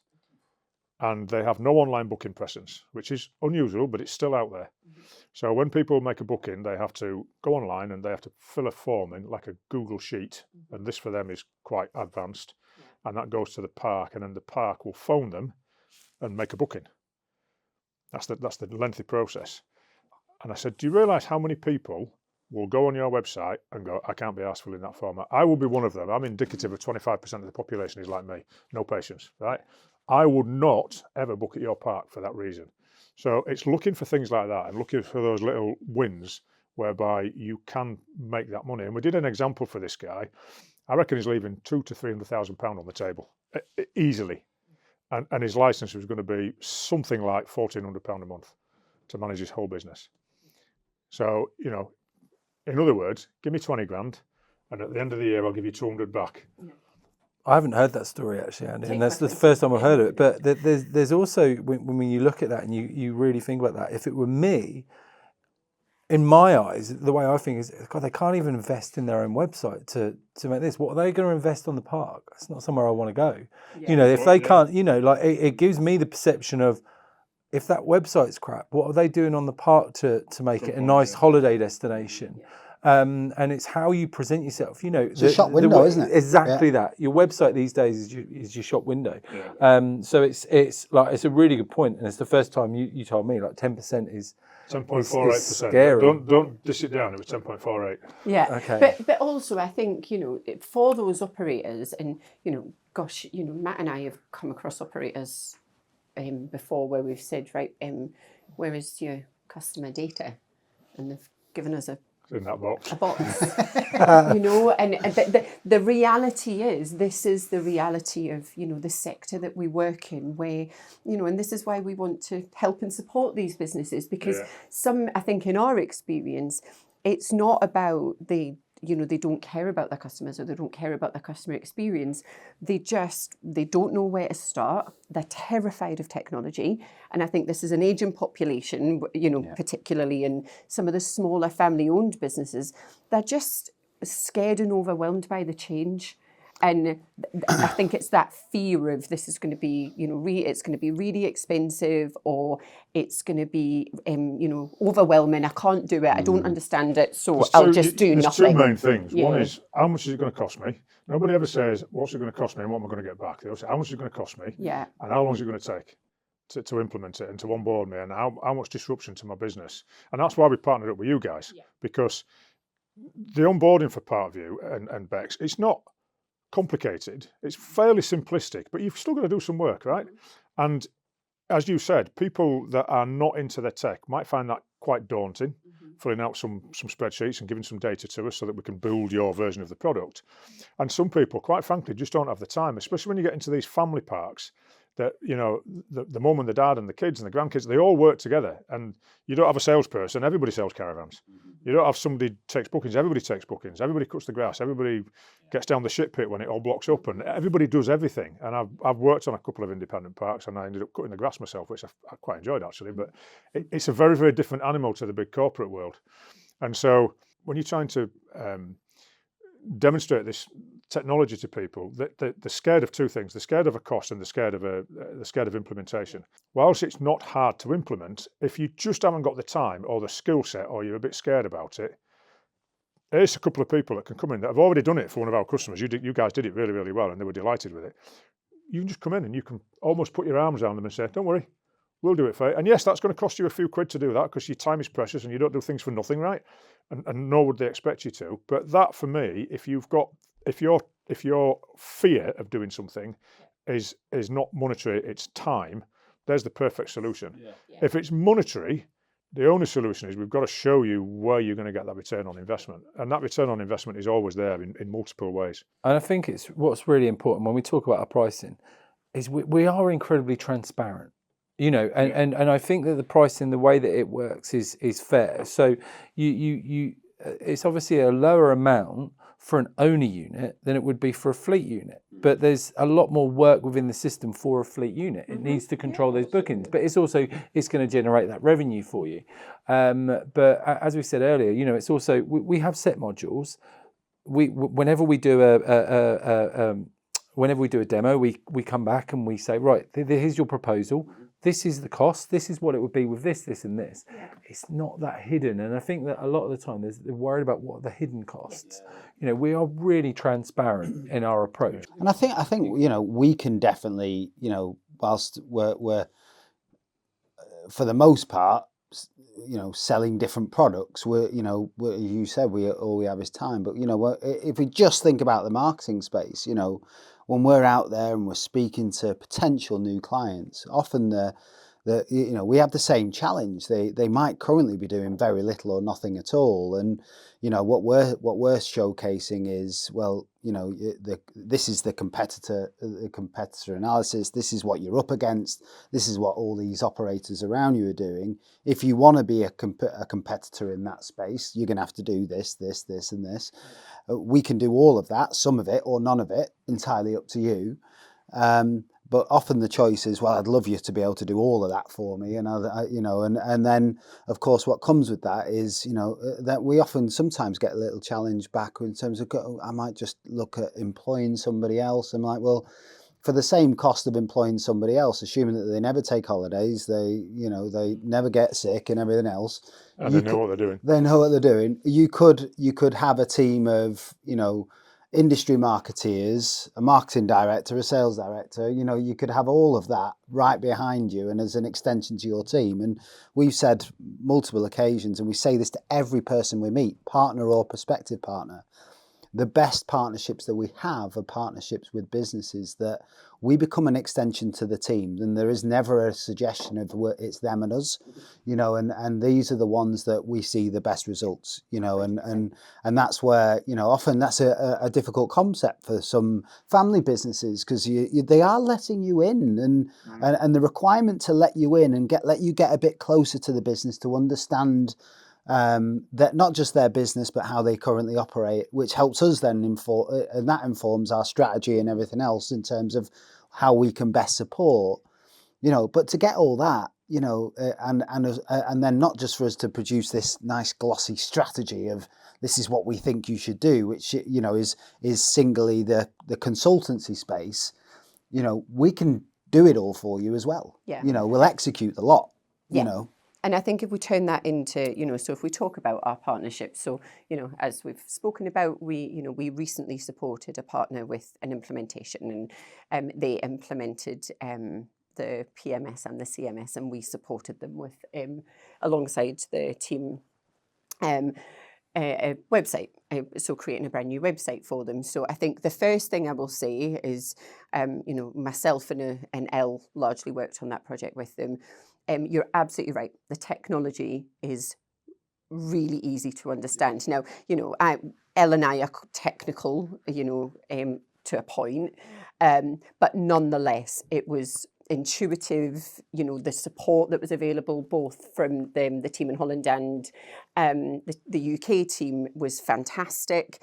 And yeah, it was really easy to pick up, really easy to understand. And, you know, we've done a huge amount of training on the system, so we get it within a number of weeks. Did you use the Bex Butler while you were doing it? Oh yeah, absolutely fantastic. Best friend. Yeah.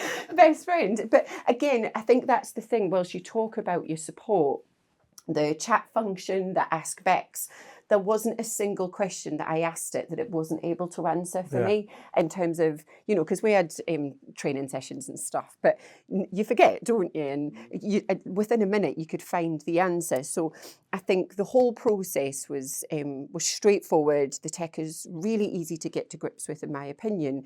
But you know, we've done quite a few system implementations now, Matt, haven't we? Not just ParcVu and Bex. And I think what we come up against is the same as you, in that operators think, I really want to do it, but you know, my data's a mess. It's always one of the first things. My data is an absolute mess. And I haven't met a business where their data isn't a mess. No. Everyone's data is a mess. It's a perfect opportunity to cleanse it as well. Yeah, Yeah, exactly. 100%. But and so some of that stuff, it's not overly complicated. It's just a bit laborious. Well, that's something that we could do. It's not exciting, is it? Data no, it's not the most fun and- job in the world, I won't lie. And we've had it so many times in the past where a customer says, yeah, we'll get that data to you on Wednesday, Andy. And Wednesday never comes because, God forbid, somebody wanted to buy a caravan. How dare they? Right? Or something happens. You know, there's a health and safety issue on park. There's a flood. There's a whatever it might be. We know we are at the bottom of the food chain, right? You had a business to run, and your business has got to come first. But sometimes we're in demo and the customer's got to dip out because there's a customer wants to see him or something's happened. We just say, just go, take a 5-minute break. Let's go, do it. Your business has got to come first. So having a team like you guys that can, again, I use that analogy, that overcoat analogy. You know, it's no different to having a bolt-on onto the system. You have a bolt onto the system. You can provide that first line of implementation and just take it all away. And the other thing that it does, when we talk to parks and they say, well, how long does it take to go live? And I would say normally about 8 to 10 weeks. We've done it in a week before, but I don't recommend it because it puts everybody under undue pressure and undue stress. But 8 to 10 weeks is a sensible time frame with a little bit of wriggle room. But people with the best will in the world think they can deliver that in 8 to 10 weeks, and they can't sometimes because something comes along and disrupts it. And so what they do is they say, okay, 8 to 10 weeks. Well, I'll tell you what we'll do then. We'll start it in September or October. So we'll go live in November or December when it's quiet, when we ain't got any customers here. Whoever said that parks were quiet in September and October? You know, I remember when I first came into this business with ParcVu, and Brian Malarkey, who was the owner at the time, he said, when's the best time to approach parks, Andy? And I said, that's a really good question. So let me put my general manager's hat on, right? Don't bother me in January and February because I'm getting the park cleaned up, I'm finishing off my CapEx and I'm recruiting all my team. Don't come see me in March because I'm opening the doors, right? I don't want to see you then. April, Easter, May, 2 bank holidays. No, don't bother me then. June, you could come and see me in June, but June's a little bit of a quieter month, so sometimes we'll take a bit of time off. So don't bother. Oh, then it's July and August. Don't come in peak season, for God's sake. September, we're getting ready for October half term, so you can forget that one. And then November, I'm back down doing my budgets and sorting the CapEx out. And does that answer your question? There's never a good time. There's never a good time to do it. And the fact that we've now got this much easier implementation process with the support of you guys, if somebody wants that extra support, that will allow people to, as the one you helped did, you know, you don't have to go live in that short 3-4 month period, because guess what? Everybody wants to do that. And there's only so much work that everybody can do. So I think that adds another layer of simplicity to it. And I can only imagine that, you know, when you know, you say that to me, I am part of that 25%, and that for me seems like requires a lot more patience than I've ever had the luxury of possessing. But do you ever get, you know, people saying, well, I want to do it quicker, or I want to go faster, but I guess what they maybe don't realise at that point in time is that's going to require more speed, more work from in an even shorter period of time. And we do, and sometimes we've bowed to that pressure and we've pushed the boat out to deliver it earlier, and all that happens is you make mistakes. You make mistakes, things get forgotten, and then you feel like you've let somebody down, even though the customer says, oh, I understand. You might understand, and that's great, but it pisses us off. Not you as a customer. We've pissed ourselves off because we've let you down. We should have said no. we should have just said no. And it goes back to what we said earlier about the power of no. Sometimes you've got to say, you know, we can do this, but it goes against every piece of advice and every bit of professional advice I can give you, because all that's going to happen is something's going to get missed. Somebody's going to get upset. You know, there's going to be a mistake. So, but I think, you know, if I think back to that partnership that we supported, that's the royal we. I mean, yourself and Elle predominantly. You know, I think from start to finish, we were to include a new website. We're talking just a few weeks, but you know, so there is, and I guess, you know, that was a lot of calls with the team in Holland and what have you, the onboarding, but that all felt, you know, from the sidelines like it went really smoothly, and everyone seemed to be working at a pace, you know. So I guess it is possible, but I guess you have to. It's also giving yourselves a pat on the back there, because would that be as possible without you guys being in? Because that wasn't a 8 to 12 week. That was a 4 week. 4 weeks. We did it in 4 weeks. And you know, I feel that, you know, for that group in question, I think that was, you know, it was definitely achievable. With your help, it was made easy for the group. Let's face it. But I had a scenario, in actual fact, one we spoke about on Monday, where, you know, it's a larger group. We've been having lots of conversations about implementing the software, and they were saying, right, we're hoping to look at the end of April. And I just said, I think that's a bad idea, you know, and now we're probably looking after peak. Okay. And that's okay. You know, we'd much prefer to give people that time, and because ultimately it comes back on us. We don't want anything negative to be on LinkedIn or be spoken at a Harper conference. You know, we want to give the right advice, and that's a good example. You know, like it would have been 6 weeks to get them live. This isn't a small, it's know, a great one example. or two park and we have dropped the ball with some. Let's not pretend. I'm not going to sit here and say we're perfect. Everything we do. We've had some onboardings over the last 3, 4, 5 months where we haven't got things right. That's just normal. Yeah. That happens. Well, these things are meant to happen. But what we can tell people is 100% we'll learn from it and we'll move on. And we're learning things all the time. So we've got all the UK team are being trained in what the Dutch have been doing since 2011. 11, yes. So for the last 15 years they've been doing this. We've been doing it for the last year. You know, and really only officially launched the new product in November last year at the NEC. So it's a new product to the UK, but very established in Europe. But so our team are now learning all this stuff, and we've made some mistakes with some onboarding stuff. I'll be the first one to admit it.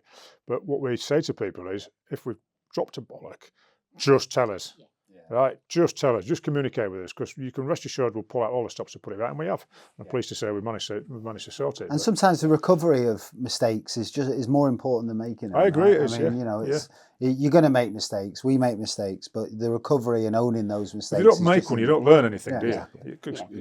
There's no such thing as a perfect world. And I think as well, I guess the other thing is, now that we've got such a good understanding of the technology and, you know, the relationships that we've already got with you guys and the team, is that, you know, we can help. Sometimes it's that tech jargon, isn't it, when you've got operators that don't understand it. And, you know, in my experience, your consultation period is absolutely making sure that the product is right for the business, but we can help cut through some of that, and we can help train and educate in terms of this is how to best utilize it. Because you know, whilst there is ongoing support available, we'll talk about that in a minute, but there is only so much that you guys can do in terms of here are the tools and here's the technology, and obviously, you know, checking them regularly, informing them of updates, etc. But I guess we can get in the nitty gritty and help make sure that they're fully utilising it, because you're right. And you understand it. And I don't just mean the tech.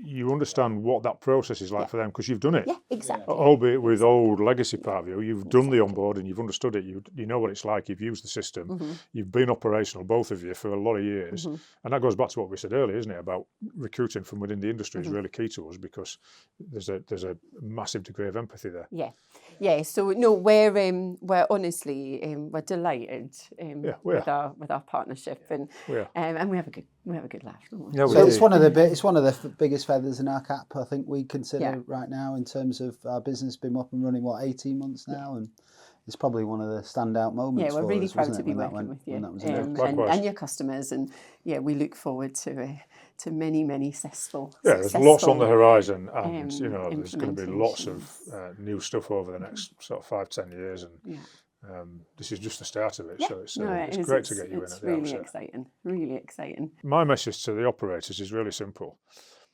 I understand reservations, and I don't mean bookings. I mean I understand reservations about implementing something new. I understand that it's taking something out that underpins your whole business or not, depending whether you've got a system or not. But understand this, the decision to do this is entirely yours. Yeah, what we want to do is get out to as many people as we can. We love being out on the road and showing people it because we get genuinely excited. I'm getting excited by it now. Yeah. We get excited by it because it's bloody fantastic. I love it. Is it perfect? There's no such thing as software utopia. Otherwise, there'd only be one system in the world, right? But it's pretty close, I think. And that's from somebody who's been in the business since the early 90s. I love the product and I love going and sitting and showing it to people.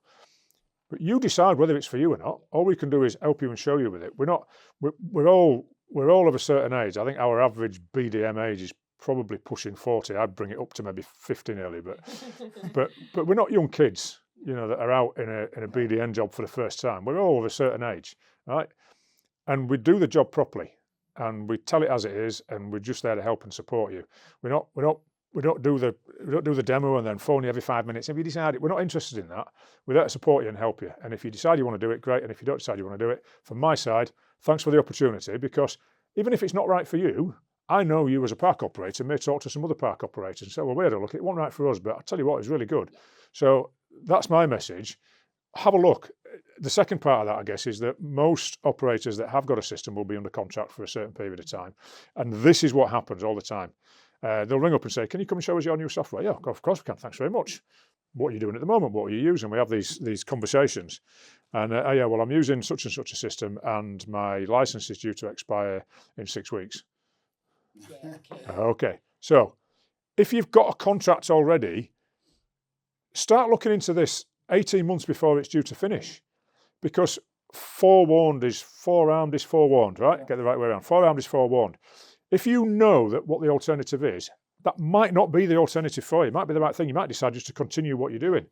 Yeah, but have a look in plenty of time so that if you decide you want to implement something new, or at least consider something new, you've got plenty of time to do it and you're not having to make rush decisions and you're not having to force us into rush decisions as well. And I think it kind of leads on from what Andy was saying. Like, a lot of people have said to me, oh, we don't want to waste your time, waste our time.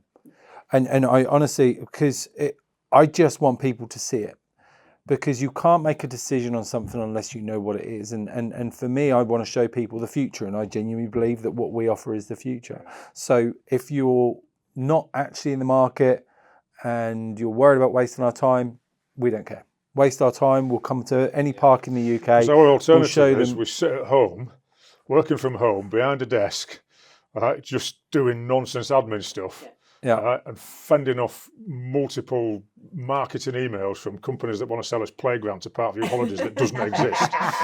We'd much rather be out on the road and talking to people. That's where we get. And I think even if those operators, are out there that thinking, I don't really want to waste the time because maybe the contract they currently got is, 3 years, whatever, But you're always, you're always at the shows. You're always doing events. Yeah. When are sort of the next couple of events that people might be able to come along and sort of see what you're at the XP. Yeah, we were doing I'm presenting at the XP event on the 25th of March down at the lovely Beverley Holiday Park. Yeah. And then we possibly looking at the glamping show.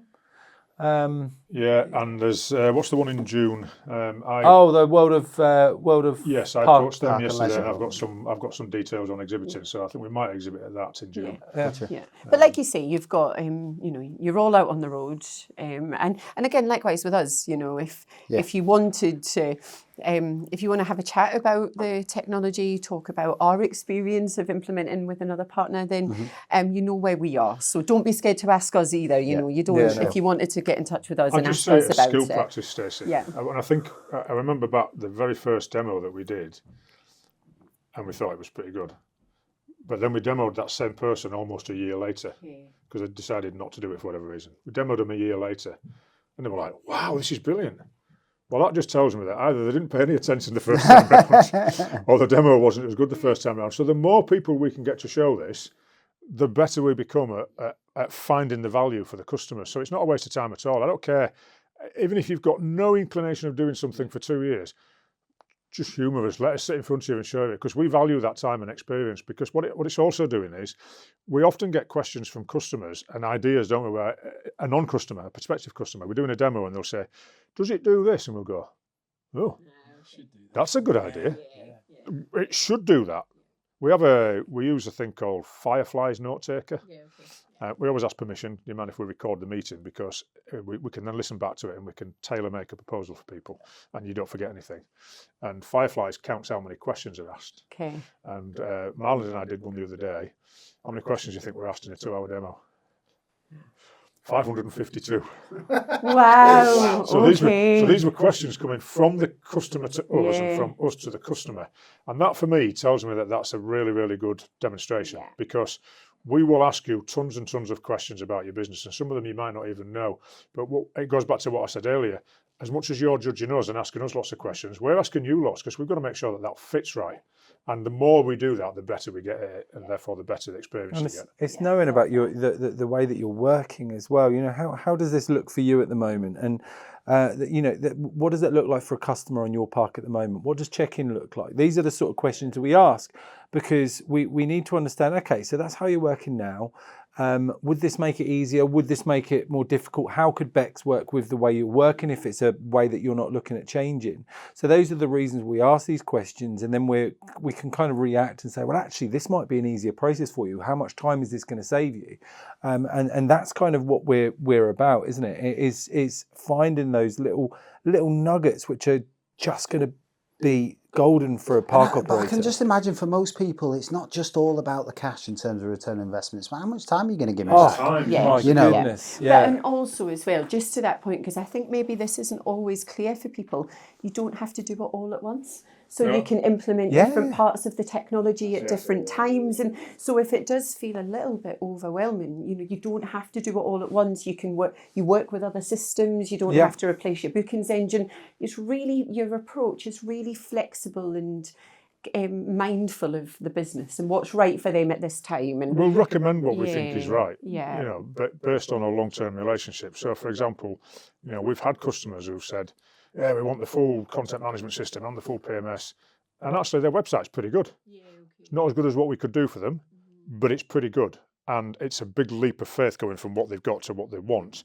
So sometimes we have said to people, what we think you should do is just have the search and book widget embedded into your current website. Get used to using the PMS and all the functionality. And then in 6 months' time, we can come and talk to you about upgrading your website.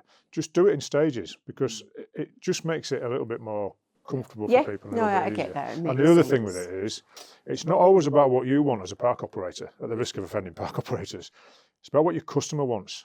We were doing a demo online the other day with somebody. It was the second time they'd seen it, and one of the senior accountants in the team working under the FD, I can't remember what they'd asked, but they'd asked a question, or they'd made a statement or something, and I went, but what would your customer think about that?